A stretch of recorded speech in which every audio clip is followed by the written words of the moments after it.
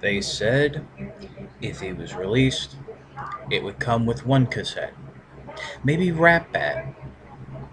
If it came with the cassettes, it wouldn't come with any of the extras. It wouldn't come with the cassettes, but it would come with the extras. Earlier this year, we found out 5 cassettes, all the parts, all the extras. Ladies and gentlemen, I give you Toys R Us exclusive Hasbro masterpiece O2 Soundwave. Now, let me tell you, like you saw in the title, this is part one of 2 parts. The figure, the set is just so massive, I don't think one review would be just too long, and I wouldn't be able to cover it all. Now, let's just start off with the accessories. First, as you can see, he does come with the new rescaled Megatron pistol that you can use for and with Optimus Prime, Thundercracker, Starscream, what have you. Works the same way as the old one. The handle does is on a slider to get it to fit in the hands. Stock is removable. Barrel extension is removable. Scope is removable. Does not transform. Next, he has his little classic-looking blaster. We're just gonna take it out of his hand. We're actually gonna need it. It is part of transformation, believe it or not. Then now we get to the real fun stuff. First, I'm gonna do a little trick here. Take his hand, make it into a fist. I'm gonna have to do this for transformation anyway, but go ahead, open the panel here on the inside of his arm, swivel the hand in, close it up. Now you're gonna come around behind him, remove this little piece, and it will actually peg into his hand. And now you have some scanner he used in like one episode of the show, but people tend to remember. I actually want to say this is the device he used, or supposed to be the device he used, when reviving Jetfire. If you remember, or Skyfire, if you remember that episode, his arm turned into something, gave him a blast. Actually, I think just the bear stump itself looks better, but you can put that off to the side, and yes, you can store it in robot and player mode on that tab right back there. But we're just going to put it aside for now. Next, he comes with this little chest scanning piece. If you remember, the Japanese version, there was like a little thing you can cut out from the instructions, which is like a little reader. They don't include that, which is fine, but this just pegs in over his cassette door, and there it is. So if you can find a copy of that little thing, you can print it out, put it on the cardstock, and just go whatever, like Soundwave's reading something. Oops. But we'll put that back off to the side. Now we come to the fun thing. It's a little storage box. No, it's not. It is an Energon cube. Now, unfortunately, he only comes with one, and it's an empty one. But hey, that's what the figure came with in Japan. What you want to do? Go ahead, remove the top, and much like the chest display, this will just, if I can do it right, clip right in to the chest like he's producing Energon cubes. And there you go. Plenty of places online to find Energon cubes. You can go ahead and dig them up. So, let's talk about articulation. This guy is articulated, but I should tell you, if you can see, he's naturally sculpted to lean back slightly. And what ends up happening is you want to go ahead and maybe click the leg forward a notch. And you can do that, but it's a little much, and he ends up looking, a little hunched. But yet, if you pop it back, it does have that little bit of an issue where, he looks a little iffy, but he stands, and it's kind of cool. Waist articulation, arms, swivel joint there, swivel joint there, full over 90-degree bend at the elbow. Hands. This is the new masterpiece style, so basically the first finger is articulated separate in two different positions, and the other three are molded together so it closes. Now, the legs are a little odd. I've seen in other videos that you can actually rotate joints around, but this is how it is in the instructions in the packaging, so this is how I leave it. There's like some sort of swivel at the hip, tight ratchet joint there at the leg, not so tight ratchet at the knee, and the foot, you'd have to de-transform it a little, pull it out, and then you can get some type of swivel. But again, this is Soundwave. He's not gonna, be running. And that's how far back the legs go. This is Soundwave. He was never really the action guy. He was always a, spy on you, scare the crap out of you kind of guy. So let's come in and take a detailed look at his head. And here's the big change from the original Japanese release. This figure has yellow eyes and is on a very expressive ball-jointed head. Forward, back, and swivel. I do believe this is more toy accurate than show accurate, but hey, this is still a fantastic figure. So the next step after this, transformation. Okay, if you have the original Soundwave, this transformation should feel very similar and very familiar to that style of transformation.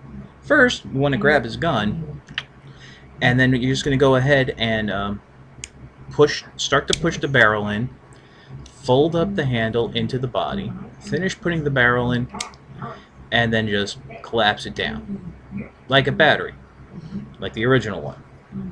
Then you just want to come behind here, and there's a little notch right there that's going to just peg right into quite nicely. It won't come out during transformation, although now that I've said that, watch it fall out.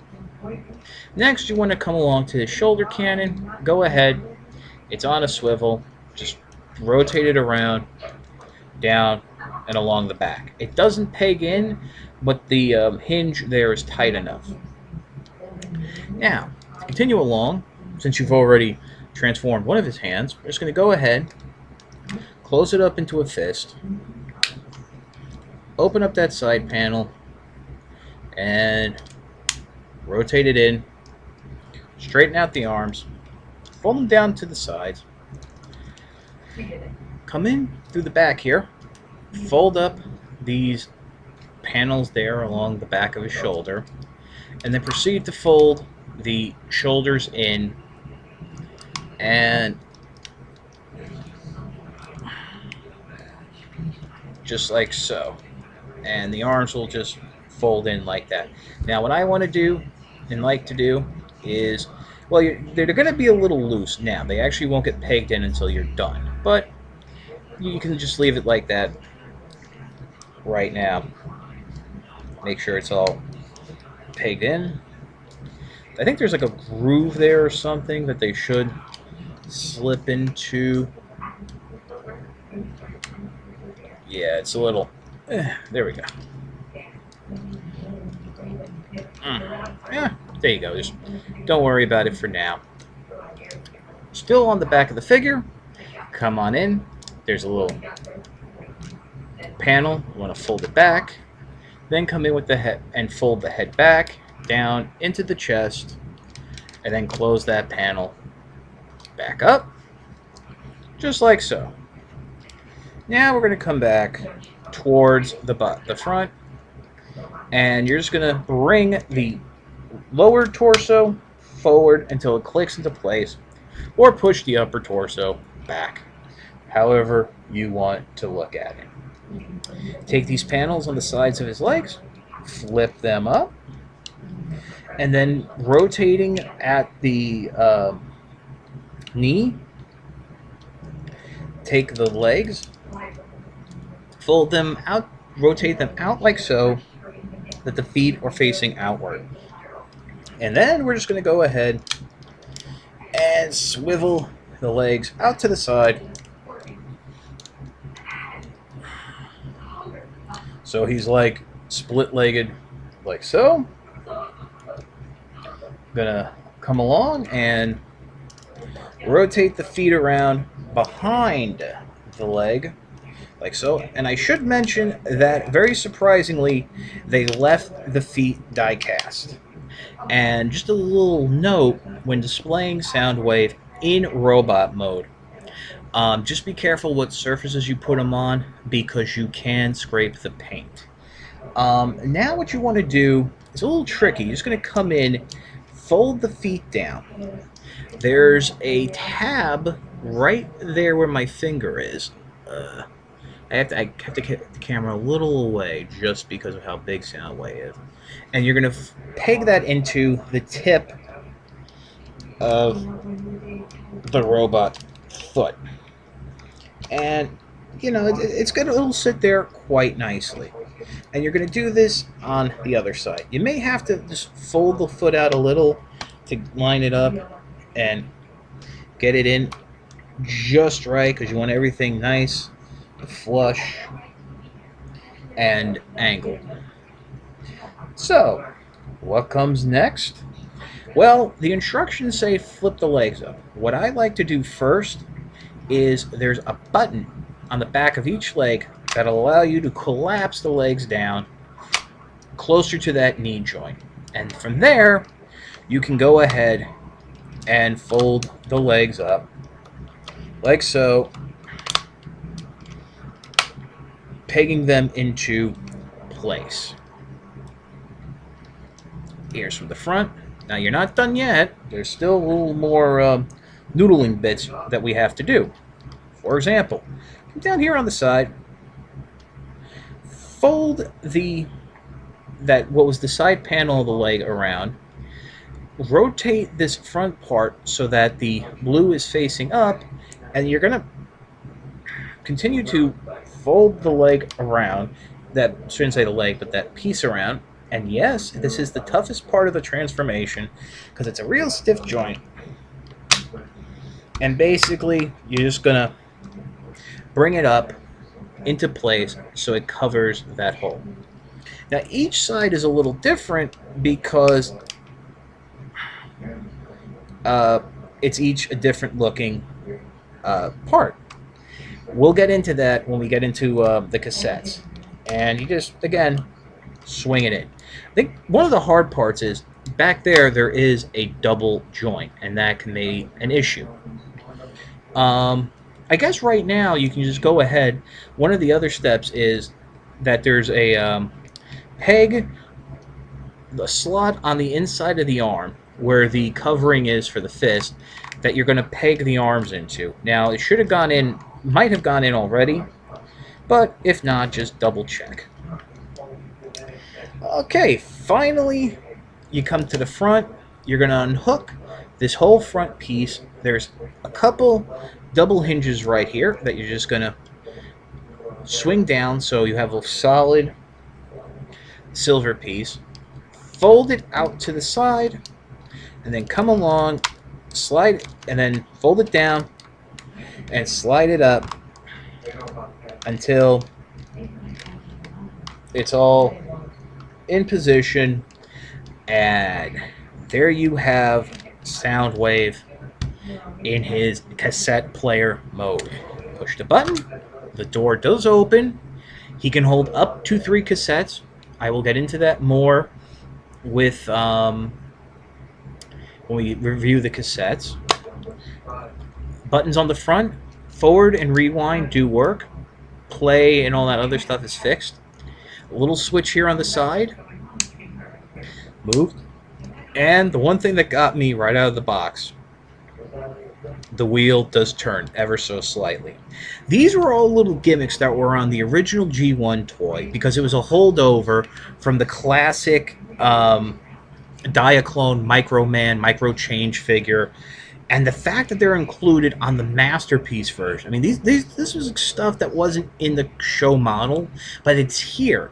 Really says a dedication. So, I mean, if you're like an old school Japanese Robo fan, you hate Transformers, this isn't Masterpiece Soundwave. This is Masterpiece Cassette Man. So, like I said, remember that little hand scanner from before? Pagan right there. I usually just leave it off because, I mean, he used it once.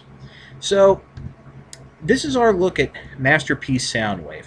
Now, obviously, there's a lot of gimmicks involving the cassettes, the way he interacts with the cassettes, that we will get to when we do the review of the cassettes, which will be part 2 of our look at Masterpiece 02 Soundwave.